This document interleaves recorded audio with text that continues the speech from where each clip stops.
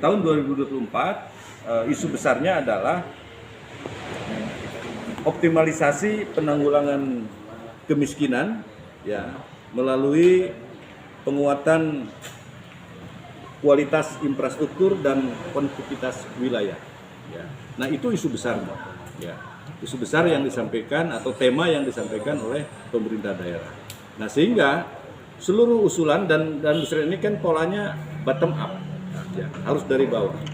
Tetapi harus memahami apa yang menjadi arah kebijakan pemerintah daerah. Ya. Kita punya RPJM, punya RPJMD. Nah, sesungguhnya Musren ini nanti bagaimana membuat RKPD, ya. RPJMD ini 5 tahun, Musren kita tahunan. Nah, sehingga Musren yang kita lakukan ini adalah bagaimana pencapaian RPJMD yang sudah ditetapkan. RPJMD kita 2021-2026, ya, dengan peraturan daerahnya nomor 4 tahun 2021. Ya, itu acuan yang harus memang diikuti. Ya, nah sehingga kalau ada guidance ya yang dilakukan dalam hal ini Bapeda melakukan guidance itu tentu nanti usulan-usulan masyarakat ini akan selaras ya, akan selaras dengan apa yang menjadi program prioritas pemerintah daerah. Nah, jadi jangan sampai desa tidak paham itu, desa harus paham itu. Sesungguhnya ya harus paham RPJMD, ya harus paham capaian RPJMD sudah sampai kemana. Nah sehingga ini akan sesuai, ya selaras dengan apa yang menjadi RPJMD-nya Pak Bupati dan Pak Wakil Bupati ini, ya. Nah sehingga ini akan cepat. Ya. Nah, bahkan usulan-usulan yang disampaikan oleh desa, oleh kecamatan, program prioritas yang ditetapkan oleh kecamatan itu betul-betul selaras dengan itu. Dan ini hal yang sangat penting ya, karena tadi partisipasi masyarakatnya, masyarakat berkumpul untuk menentukan program prioritas, apa yang menjadi persoalan, apa yang menjadi isu di lingkungannya masing-masing, ya. Dan ini harus ditangkap nanti menjadi prioritas di kecamatan dan akhirnya nanti akan dimasukkan di dalam musren kabupaten. Ya. Ini kan tahapan. Ya. Nah, partisipasi masyarakat diharapkan harus mulai dari perencanaan, ya. Dari perencanaan, dari awal gitu kan. Ya. Ini sangat diharapkan. Bahkan partisipasi masyarakat tidak hanya dalam perencanaan, tetapi di dalam pelaksanaan pembangunannya. Ya. Bahkan kita butuh partisipasi masyarakat pasca pembangunan atau hasil pembangunan. Masyarakat pun harus ikut bagaimana agar pembangunan yang dilahirkan, ya, yang sudah dibangun, ini juga harus dirawat, ya, ikut merawat.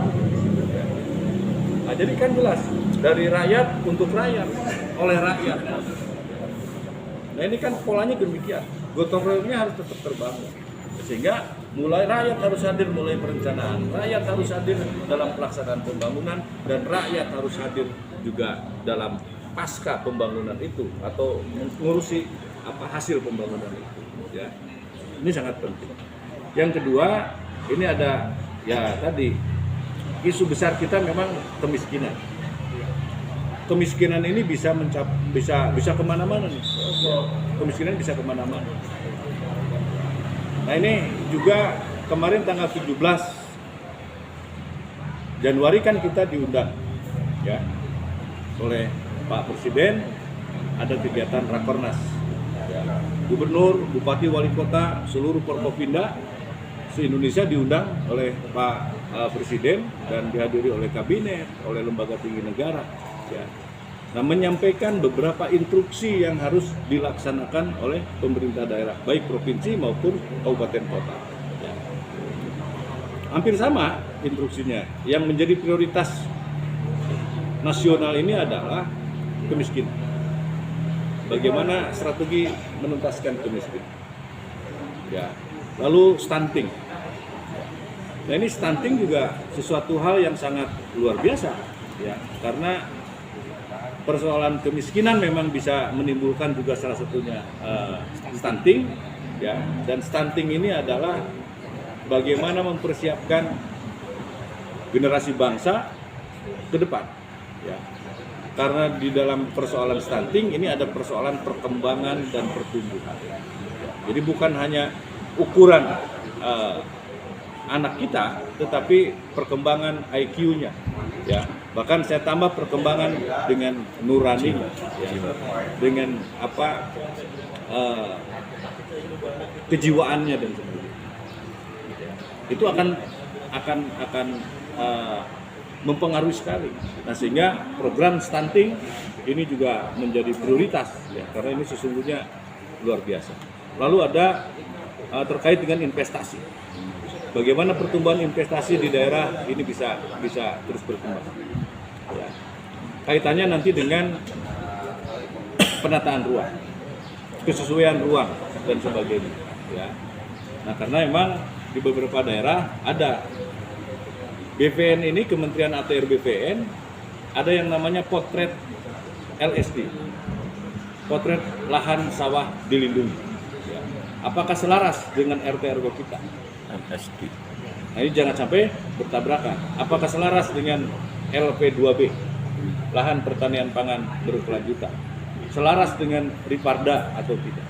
Ya. Nah, tentu ke depan memang ini yang harus dikomunikasikan. Ya. Nah, yang menjadi prioritas kemudian selain investasi adalah produksi petani. Ya. Ini kaitannya nanti dengan urusan pangan. Ya. Nah, sehingga pemerintah daerah sudah harus bagaimana agar produksi petani ini meningkat. Petani diberikan ruang, ya, diberikan ruang sehingga dengan petani diberikan ruang dan produktivitasnya ditingkatkan, ini juga menjadi salah satu strategi bagaimana penanggulangan kemiskinan. Ya. Kita ke depan akan ngomong tentang apa itu ketahanan pangan, apa itu kedaulatan pangan. Ya. Nah, harapan saya pemerintah sekarang sudah harus mulai mengarah kepada kedaulatan pangan. Ya.